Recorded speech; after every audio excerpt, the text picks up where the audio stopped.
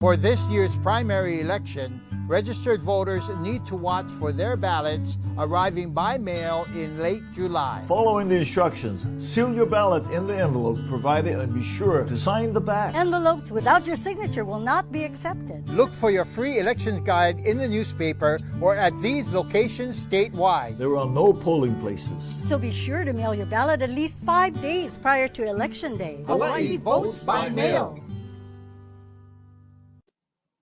Well, aloha and good morning to all of you tuning in here to the platforms of the Honolulu Star-Advertiser. I'm Ryan Kalesuji, of course, joined by Yanji Denise. It's great to see all of you already tuning in. So great to start the week with all of you as we continue on here in Spotlight Hawaii. Again, for those of you who have been watching us for the past few months, you know that we started off as the COVID care conversation, but we have since evolved to Spotlight Hawaii to sort of shed a light on some of the newsmakers that are making headlines here in the state. And we continue on with our questions for the candidates who want to become our next Honolulu mayor. Yeah, and we appreciate, of course, our sponsor. You saw them right there at the top, the Office of Elections. Important reminder that Hawaii does vote by mail. And while Election Day is August 8th, they want to try to get you to send in those ballots 5 days ahead of time so that they do receive them in time to be counted. So we want to make sure that you have that information. We'll be sharing more at the end of the broadcast. Again, you can always call 453-VOTE or head to elections.hawaii.gov. Today, we have someone, a business leader in our community who is making a pivot and entering the world of politics. We are welcoming Rick Blangiardi this morning. He, of course, is the former general manager of Hawaii News Now. He's a business leader, a football coach. He's been a very active member of a number of nonprofit organizations in our community. He's also served as the chair of the Chamber of Commerce in Hawaii, and he's been inducted in the Hawaii Sports Circle of Honor. So we welcome this morning Rick Blangiardi to the conversation. Thank you so much for being here. How are you doing this morning? Good morning, Angie. Fine. Good morning, Ryan. It's good to see you. Thank you for a nice introduction. There's a lot of other things you might have said, but I appreciate what you did say. Thank you. Well, given that impressive resume and where you are career-wise, Ryan and I have talked about this. We want to know, why are you running for mayor? There are so many easier alternatives for what you could be doing now professionally and personally. Why take on this challenge? Thanks. Look, I am running for mayor because we've elected a lot of people in the past, and we still have the same problems. Experience without success is meaningless. So we're at a crossroads before COVID-19, and the pandemic has just amplified everything, with our homeless crisis, the uncertainty of rail, and of course our economy, which we will need to rebuild. I am running for mayor because we are not just experiencing these crises, but I also strongly believe we have a very real crisis in leadership. So I want to make it very clear, I am not a politician, and I'm not building a political career. It's very difficult, if not impossible, to say today what the exact circumstances will be even tomorrow. So this is not a time for empty campaign promises or wishful thinking, but a time for honesty, realism, and accountability. In less than 6 months from now, we'll have a new mayor who will be stepping into office during unprecedented times. Our future mayor must be capable of making tough decisions for the good of our people. And my life's work has proven time and again that I'm capable of leading in tough situations. And that is why I'm running for mayor. We want to first start off with, of course, a subject that is top headlines here. Of course, you mentioned that just moments ago is COVID-19. What would be, your thoughts to the state's and the city's response to COVID-19? And if you were in the role right now, how would you maybe act differently? And what decisions would you make that would counter to what maybe the decisions are being made right now? Well, I believe we have to open up now. I've said repeatedly throughout my campaign that that good public health and a stable economy should not be mutually exclusive. And what's evolved is precisely that. Now, all of us will talk about safety, and safety for our people is absolutely of real importance. That's really the challenge to opening up. So what are we going to talk about? Pre-testing or contact tracing or safety in workplaces and the sanitation protocols? Like I believe the hotels have their protocols down. They're prepared for that. But, I don't know what the pause button is here. Okay, so I really think we ought to look at this in two parts. I think, first of all, it's the tourist. When we talk about tourists, there's a lot of concern. We're all seeing what's happening on the mainland and the spikes there. I don't really understand if that's the concern and the pause we're feeling now, because I really felt that August 1 was the time to do it. It's been a number of months, as we know. But I don't understand why we're not looking at the places that have had really positive COVID experiences, especially in Japan, Korea, and Taiwan. I mean, Taiwan has a population of 24 million people. They had, I think, less than 500 incidents, and they've had like 7 deaths. You know, Michael Seng, who's the consulate's right here in town from Taipei. Why wouldn't we be at least all over those resources to try to stimulate and get some people coming back? I would think that we could, and there's a, you know, and the good news is when they arrive, these are people who are already having good practices in their own countries. And so we could rely on that, because I know there's a lot of concern. I talked to Eric Gill about this. You know, the tourists would come, not wear their mask, expose our people, put them in harm's way. So I think we need to look at that. I think we should be trying to stimulate that at this point in time, because look, the willingness for people to travel on airplanes and everything else we've read about and all the uncertainty and the spike in cases is only going to, at some point, we've got to get off the pause button and open up. I think the other part, because we have seen a spike locally, is we have to get disciplined ourselves as well. I think as local people, and I have a lot of confidence that will happen, but we really have to be really careful about wearing masks and social distancing. So I'm all for opening up August 1. Otherwise, I think we're looking at longer food lines, more unemployed, and increased foreclosures. We need to get ourselves going again. Well, on that topic, on the economy, you know, the city's going to have a lot less money going forward. So as mayor, what programs or departments do you think that you would have to cut? What would you be comfortable with cutting? What kind of, you know, to make up for those economic losses that are sure to be there with the pandemic? Well, I'm not going to necessarily cite any programs right now, but I can promise you we're going to look at every dollar that we spend on the taxpayers' money and really look to identify the absolute core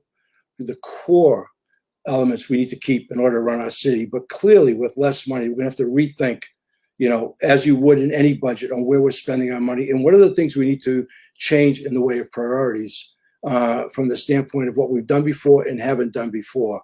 But clearly, and I talked earlier in my opening, it's about tough decision making, and that's what lies ahead when you see this kind of revenue shortfall. You know, one of the things that we've, of course, seen through COVID-19 is really the mayors of the different counties having to work together, as well as having to work with the administration and the governor to communicate to the people. Now, you have been a very vocal critic of the governor in your segments on Hawaii News Now. You have voiced your opposition. What is your relationship like with the governor? And if elected to the seat of Honolulu mayor, would you be able to work together in the conditions that would have to be presented in front of you? I think it's incumbent upon any one of us becoming mayor, and myself especially, to establish the best working relationship with state government. And for that matter, you know, with the private sector and all elements of government. And that's one of the things that I pride myself on. So I stand by prior comments, if you will, over the past. I've been there. I've had the conversations in person. I've had dinner with the governor many times. That's not a hostile situation. I think under these circumstances, more so than ever before, in the midst of this pandemic and trying to work our way out of it, we're all going to have to work together, communicate together. That's always been a strong suit for me. I've stepped into adverse situations time and again with personalities that sometimes were very difficult for me, much more so than Governor Ige, if you will. He is the governor. I've actually made supportive statements throughout my campaign on some of his decision making. So if elected, I expect to be able to work with him and everybody else in our state government very closely. You know, what's so unique about this race is that you basically have two kinds of candidates. You have candidates like Mufi Hanneman and Colleen Hanabusa, Kim Pine, with, you know, plenty of years of experience. And then you have people like you and Keith Amamiya who are coming in, and Chun James, for instance, with, you know, who are outsiders, if you will. Tell us a little bit about what in your business background you think you can bring to the city, because this is trusting someone who's not ever had that kind of experience with the keys at a time when we really need leadership. And you know, the other side would say this is not the time for on-the-job training. We keep hearing that Tell us a little bit about what makes your candidacy, worth it. Why we should trust you with those keys, if you will. Look, I love that question. Okay, because I think too often politicians don't have enough respect for the valuable contributions and experience of non-politicians, and that's certainly started to bubble up now in some of the comments being made. You just said it. This is a leadership job. Okay? Nobody's even asked me through the various interviews about leadership and the kinds of decision making and team building and the people that you surround yourself with, and what is that process when you are ready to make a decision. I mean, I would have a tendency, for example, to operate here with a sense of urgency and not necessarily patience. That is something when you're charged with doing the right thing and you know what the right thing is. And I said in my opening about doing stuff for the good of our people, those are internally driven. And so I have a lot of confidence in my ability to think in crisis situations. I've been in them. To a pretty quick study, to surround myself with really good people who know how to get things done and to make things happen. This whole thing about it's government and not business kind of mystifies me. And I don't think we're in a position where we want to be perpetuating the status quo. I said earlier, we've elected the same people over and over again, and we've not gotten different results. It's just having experience without success is meaningless, as I said in my opening. We want to switch gears, of course, to a topic that continues to come up, of course, with every discussion we have with these candidates, and that is, of course, the rail project. What are your thoughts about the current plan and where the project is right now? And how do we move forward with the path to maybe Ala Moana versus Middle Street? Do you feel that this is a project that can continue on to Ala Moana, given the outline of where we're at financially and the current situation of COVID? Well, this pandemic, as I said, in my opening, is amplified everything, right?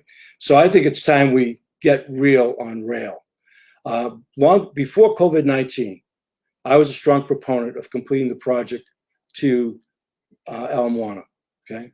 But the 2020 conversation, given our overall circumstances we're in right now, is not the 2012 conversation about rail. Okay? So I've learned long ago, and you asked about my business background, a very simple tenet that I've always held to, that if the numbers don't make sense, the strategy doesn't make sense. So when this project started, we were counting on visitors to help pay for the construction and that room tax, and we were counting on federal money, okay? We have no visitors, and our economy is broken right now. And so if you look at that and you start to look at the cost of completing this rail, if we don't have the money, I don't believe we can get it done. And I've listened to what people are saying about getting federal money and even having contacts in Washington, D.C. My feeling on that is that this project is billions of dollars over budget, years in the delay, and at the same time, it's being under investigation for corruption. We still don't have the money that the feds were supposed to allocate. So you ask yourself, in honest terms, of what we're dealing with. And again, I was a strong proponent before this pandemic. You just ask yourself, if they built the easiest part first, and that's more than double our existing budget, and everybody knows, there's no question, the city center segment coming through that 4.1 mile bridge, if you will, through the downtown corridor is the hard part. What do you think is going to happen? And I've been really clear right from the get-go, and I notice now some of the other people are saying this, I'm not going to raise property taxes. In this climate, we can't raise property taxes on people, and I wouldn't want to do that. So I'm not saying that I wouldn't try to make sure, because Hart has a lot of control in this, but if we can't get there and we can't find a way to fund it, I would stop it. It's not an ideal situation, but from the standpoint of everything you've asked me about leadership and tough decisions, that's what's in front of us. And we need to be real about that. We have to be very real about where we are. Are you saying stopping at Middle Street, or are you saying just stop it entirely? No, I would stop most likely at Middle Street, because I think Middle Street actually, I've heard all the negatives about Middle Street before, when I was even being a proponent to go in Ala Moana, but I think there's a lot of possibilities at Middle Street. It's a huge area. It's probably a better hub than Ala Moana Center would be. I actually think we could re-engineer and rethink everything that we thought about that with respect to ongoing transportation. It's always been going to be a multimodal thing with the bus and the handy vans. And if we had express buses that could take people to where they wanted to go from there, including the university, Waikiki, downtown business section, we could establish something very different. You know, look, this is not, there's a wake-up call here. And we have to look at this in that lens. So it may not be an ideal disclosure or not disclosure, but sentiment that where people want to be, but we're facing a lot of that going forward. That's what people have to understand. And that'll be the challenge in this role as mayor. You know, of course, the rail was decided on because of the traffic issues that we have here on the island of Oahu, and it continues to get worse every year. And we know that the rail will take some time to sort of get finalized and develop.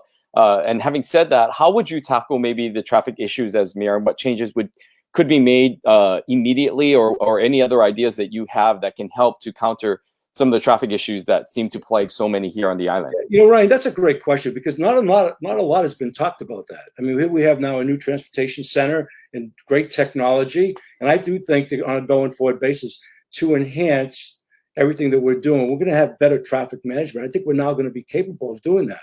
You know, we have a lot of cars on the road, probably too many cars, and we all know that. And, you know, and I've not been a believer that the rail is suddenly going to take all these cars off the road. And I think even COVID-19, you know, there's been a lot written, and probably you guys have read about that as far as, you know, social distancing in cars, people like that, et cetera.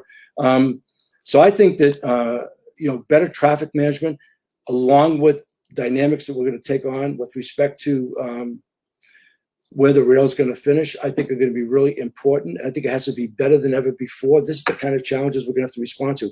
Look, I'm a big believer in hope, in creating hope, but I don't like to give out false hope. So I am really very much grounded in reality. So when you talk to me about traffic management, which I know can be improved, we've been waiting for that traffic center, or what we're going to have to do in an economic reality, even if we didn't want to do it. That's the purpose of all education, is to do those things you have to do at the time that you have to do them, whether or not you want to do them. So much of my career has been predicated on that discipline. So that's what I'm saying to you. So I think there's a lot of possibilities. We just got to get real about what we're doing, traffic management and all the other things that will come with that with respect to the rail. Well, another tough issue, of course, is the issue of homelessness. I've heard you talk about this before. You know, there are sort of different types of homeless issues, of course, where you have the chronically homeless, and then you have the people who are at risk of becoming homeless, perhaps what we call the working homeless, people who are perhaps working a minimum wage job and living in their car. How would you tackle these two different sets of folks who are very much in need? And, you know, especially those folks who are the working homeless may now be out of a job because of the pandemic. What kind of resources do you think that the city can put up, given that there are limits to the budget? Well, thank you for acknowledging. I've had extensive work in this. So look, I would tell you from a lot of years that we've never, it's my strong belief, we've never given enough the necessary resources to really taking this problem head on. We just haven't. So I agree with you, Yanji, that, you know, it's not a crime to be poor. It's not a crime for somebody to lose their job. It's not even a crime for somebody to be mentally ill or addicted to drugs. But we need to provide the right resources. So you know, since we're doing this with the Star-Advertiser, and I'm not going to pander to my good friend Dennis Francis, but I was really proud of the work we did together for a long, long time at trying to educate the public about homelessness, trying to alleviate the circumstances that we're facing. And quite honestly, to little to no avail. I mean, we really hammered it. We did it with the understanding or the expectation, if we could better inform the public about the situation, that perhaps we could empower then our government officials to put the kind of resources behind it, because they would feel like they're supported by the public. That has just never come together. So here's what I did learn over all those years. I know we've got some really good people in this community that are really experts on what we can deal with it. And we're going to have to, going back to what you asked me earlier about the budget, reprioritize and put resources behind this. In every research project I watched for years and read, homelessness just continues to be up there at the top. So I'm a real firm believer that we can make a difference. I want to take it head on. I believe the city needs to own it head on.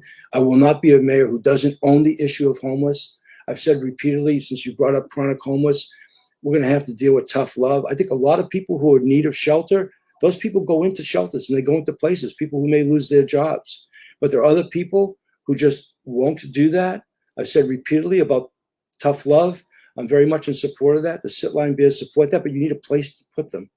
We're going to really have to develop that. And that's something that I want to operate really with a sense of urgency about. And my biggest fear is how many more people now, might become homeless. So, as part of a solution on that, I think we should be talking about rental subsidies and other issues here to mitigate that as much as we possibly can. Let me give you a perspective that has really hit me. In the month of May, as you know, on the Hawaii Food Bank for 18 years, and I was really proud of our work as our television stations and support, and certainly love Ron Mizutani, who's now the director there. Every year, every month, we'd give out 1 million pounds of food, 12 million pounds a year, fed about 285,000 people. This is sort of all the Alice people. Very proud of that work. It sounds like a lot of food. It is a lot of food. In the month of May, we gave out 4 million pounds of food in 1 month, the month of May. I never got the June number. I suspect it was just as much. We're dealing with unprecedented circumstances. You probably saw the reports of people, in lines for the first time ever. People talked about nice cars or whatever. So we have to do things now to mitigate more people becoming homeless, and at the same time recognize that the city really needs to own it. And it's not just the city alone. Let me be clear. There's a collaboration with state, whatever. But for me as mayor, understanding it the way I do, having seen it the way I have, and my feeling for it, about, I think, the compassion for humanity, while doing right by those people as well as the people who live here, we need to own this. Sort of switching gears a little, another major topic has been sort of police. And there have been calls in other major cities throughout the country to defund police departments in the wake of the killing of George Floyd. How do you stand on this issue? And would you support the defunding of HPD that some have called for? And with those allocations going to social service programs, what are your thoughts on the recent call for this? So full disclosure, Ryan, is that I was privileged to get Shopo's endorsement. Okay. So I'm very supportive of what our police officers do to protect the people who live here. I absolutely am not in favor of defunding the police. Our police department right now is understaffed. We've got over 300 vacancies. And I don't know what the real sustainable number would be with open positions, but we need to at least fill 100 of those jobs to make some sense. So I don't believe in this concept of defunding the police department. Now, is our police department perfect? No, they're the first to admit that. And I certainly can tell you from my years at Hawaii News Now, we did lots of stories on police officers and police officers not behaving properly at every kind of level. In fact, I'm really proud of the fact that I was able to get their endorsement, because Hawaii News Now was absolutely behind the undoing of the KLOs and everything that went with that. So I have great confidence in Susan Ballard as a leader and the people around her and their desire. There are a lot of experienced people with the right hearts and the right intentions to make the police department as good as possible. And it is just like this job I'm vying for. It's about leadership. And I think she is a really strong leader, and they're trying to get better all the time. We are going to need our police more now than maybe ever before, because I am really concerned about what, and I want to keep things in a positive, is going to start to happen if the food lines get longer and there's no food, or the foreclosures, or people being put on the streets. We're going to have to really embrace the potential of our own society here, given our insular nature as island people. So I'm very supportive of the police department. And the last thing I'll say is that I was an advocate for transparency. I remember arguing with Louis K. Lower about that as a broadcaster. Ryan, you guys can appreciate that. We fought for that. And so while I don't like all of the parts of Senate Bill 285 that was just recently passed, I wasn't supportive of transparency. And we talked about that openly, and they understood that. So we're at a different age and time, but defunding the police, absolutely not. Taking care of our people, absolutely yes. I'm looking through some of the comments because, of course, this is on Facebook, and there are a number of people who are asking questions about a story that broke about a week and a half ago. I just want to give you an opportunity to respond. This is, of course, about a bank fraud incident that happened in the 1980s. Can you give us a little bit of clarification on that, and just tell us sort of what the issue was there and what your response is? That happened 37 years ago, and I made a mistake, and I trusted the wrong people. And they all went to jail, and I rebuilt my life. So it forced my family to a personal bankruptcy, which was very painful at the time. But at the end of the day, I went forward, and you learn from those things. But I'm going to say it again: it was 37 years ago, and so that was it. I'd like to talk about what's going on with the city and county of Honolulu, because really right now that's where my focus is. Okay, another question that continues to come up is the questioning of development here on the island of Oahu and bringing in projects. We saw a bunch of pushback with those wind farms that were proposed on the North Shore that eventually went through. We've also seen pushback about projects and playgrounds recently here in Ala Moana, as well as the proposed project at Sherwood. How would you manage those types of situations where there is a voice of opposition, some by the Native Hawaiian community, some others from just community advocates? How do you balance that, and how would you do that as mayor to find a way to continue to move things along while also listening to people? Ryan, that's a great question. I think it's also a function of leadership, right? So for everything I've heard about community-based leadership, you've got to listen. One of the things that I promise is access to me. I'm not, and my involvement in those kinds of things. And I watched and I read and I saw what went on. And so I wasn't there for the meetings in Kahuku, but when it came time for Waimanalo, I actually went out to Waimanalo and I walked around Waimanalo. I got on my car, I drove in the back and did everything else. And I signed a pledge to support, to support protecting Sherwood Forest as a result. The playground park in Ala Moana, again, was not anything I was involved with, but these kinds of things in the climate that we're in right now, on those kinds of initiatives, better be talked through at the deepest level. And so that's my approach. That's a leadership style. And candidly speaking, I tend to be, I've lived here since 1965, very protective of this place. Okay. So I'm a big proponent of construction, building, doing things we're going to need to do. But those kinds of projects that really change the landscape of this place, I'm not all for doing that. We're going to switch to Fast Kind in just a second, but I want to, let's just go to it now. Oh, okay. Yes, no, okay. Because we're out of time. No, we're not out of time yet. We're going to have some fun now. These are the get to know you questions. We've talked a lot about policy, and we know that you're engaging on a number of levels there, but we want to get to know Rick Blangiardi, the person. So as opposed to just the policy, let's talk about a little bit about something that people might find surprising about you. What's a hidden talent that most people don't know? Every Thanksgiving, I cook Thanksgiving dinner. I mean, right from picking up the turkey to brining the turkey to the stuffing and everything in between and hand mashing the potatoes. And wow. I do that. I like that. It's the spirit of holiday. You get up in the middle of the night and talk to the turkey, the whole bit. I like it. Okay. Next question. If there were a movie to be made about your life, what actor would play the role of you in that movie? Probably wouldn't be somebody very good looking. I'll tell you what, Robert De Niro. I'll take De Niro. I like that. That's a good one. I'll take De Niro. What's the kindest thing that someone's ever done for you? Well, this is from the heart. Larry Price changed my destiny, when he asked me to come back and coach with him in 1971. And that changed my life. And I've been here. Great. Okay. Another question that we have here. What candidate running for mayor other than yourself do you admire and respect the most? Well, I'm going to admire and respect the ones who really want to step in and do the things that I talked about with respect to being real on rail, dealing with the homeless in a way we've never done before, and just making sure that we get the things done that we need to do to take care of our people. That's who I'm going to respect the most. So I'm avoiding your question, but that's who it is. Okay. I'm looking to be convinced. And as I said once before, I think even the Yunji at that time there, I put my hat in this ring to run. I opened up this meeting by saying, I really believe there's a leadership crisis, and I'm here to fill that.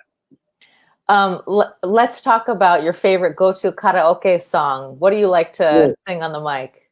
Wow, you know what? I don't sing, so I love to listen to oldies, but I am awful, and I certainly don't go sing at karaoke. So I know Mufi has an advantage there. Score one for Mufi. Okay. Our last question in this fast kind, and I know that you're a big sports fan, but who is your favorite sports team of all time? Well, my favorite sports team of all time would have to involve UH football. Okay. I mean, as far as a sports team, I guess. I mean, I've been wedded to that program since I started playing there, coaching there, and Jim Leahy and I spent years announcing there. I've been in that stadium ever since as a season ticket holder. So even though when the fall comes around, there's lots of options, I'm pretty true to UH football. All right. Good answer there. All right.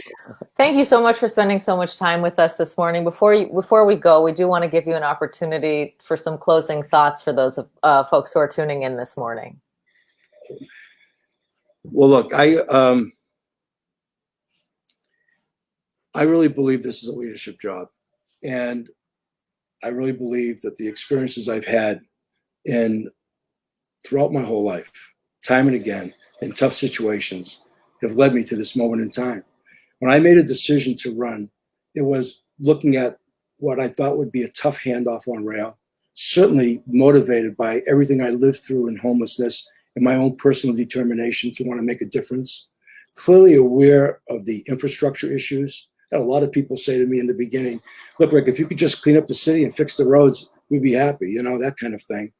But there was issues with elder care of concern. Last fall, before I left Hawaii News Now, we had a lot of neighborhood crime. Those were the talking points. And then COVID-19 happened. So this has changed the dynamics of the kind of leader we need in office right now. So I'm going to say it again in closing. I'm not a politician, and I'm not looking to build a political career.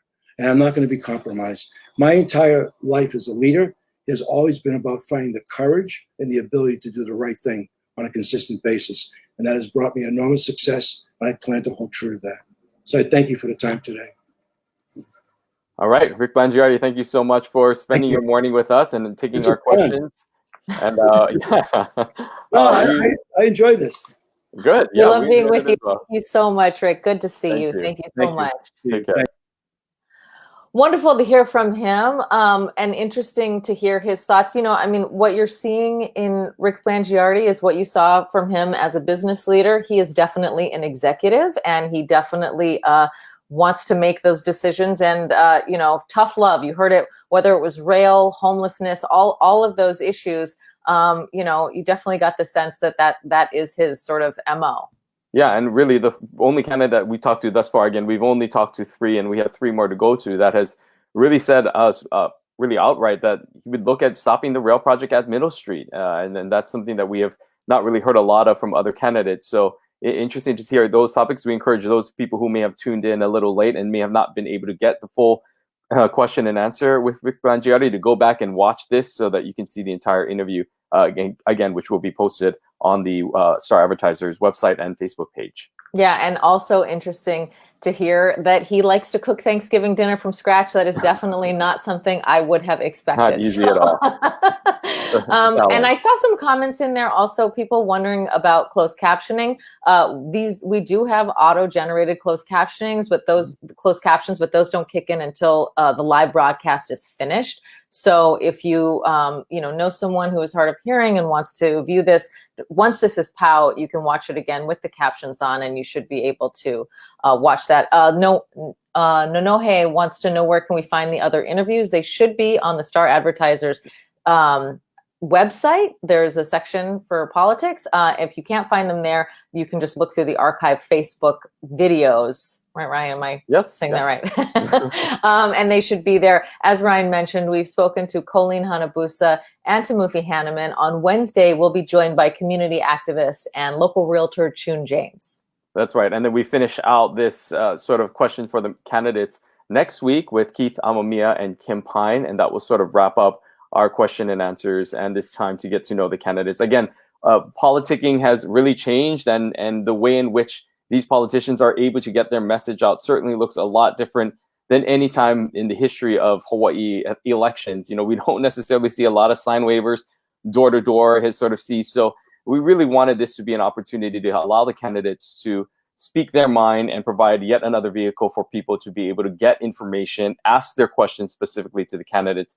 And that's sort of what we hope to do here on Spotlight Hawaii. Yeah, we saw a lot of you asking questions about that bank fraud case. And, you know, Rick basically said that happened 37 years ago and he's ready to move on. He wants to focus on the issues of the day. But it's great to be able to have someone like him come on and, you know, take those kinds of questions head on.